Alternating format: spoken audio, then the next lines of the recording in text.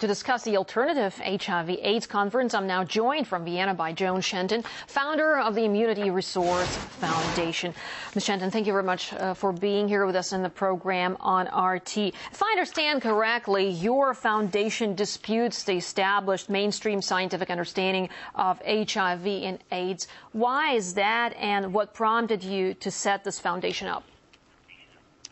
Right. Well, for 24 years now, we have been challenging this hypothesis that HIV causes AIDS with leading scientists around the world.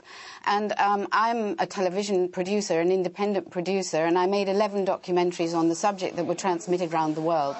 But it didn't shift opinion.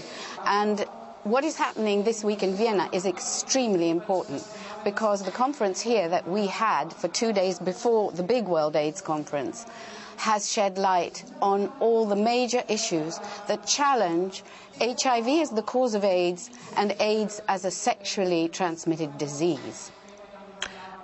Well, John, the question that I wanted to ask you is that if you're rejecting conventional methods of treatment, which you say are still strong, what sort of alternative forms does your foundation have on offer?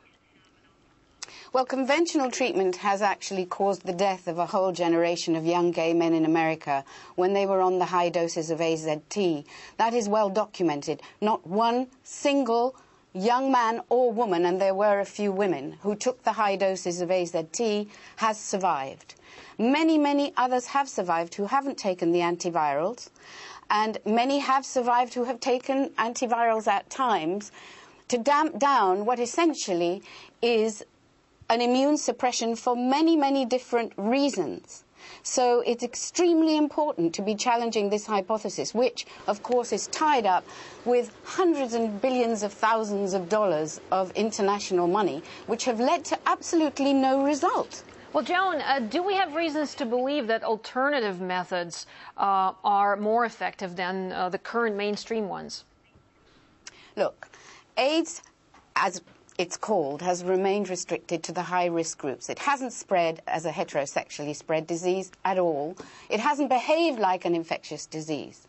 So what we have to do is actually change our lifestyle, and that's, you could say that's alternative. Look after your health, not indulge in huge high-risk activity, which is happening now. People are looking after themselves more, who were in the very fast-track life with multiple sexual partners and multiple sexually transmitted diseases. And then, if you look after yourself enough, you will get better. And that is my experience. And I've been watching young people who tested positive many years ago. In fact, we did a test ourselves. We tested 35 blood samples through at the University of Surrey.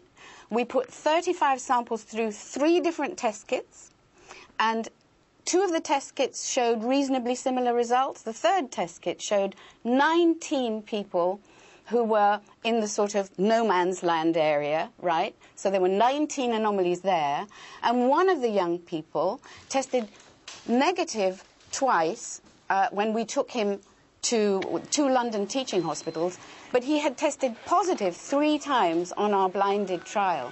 So the HIV test is an absolute crime.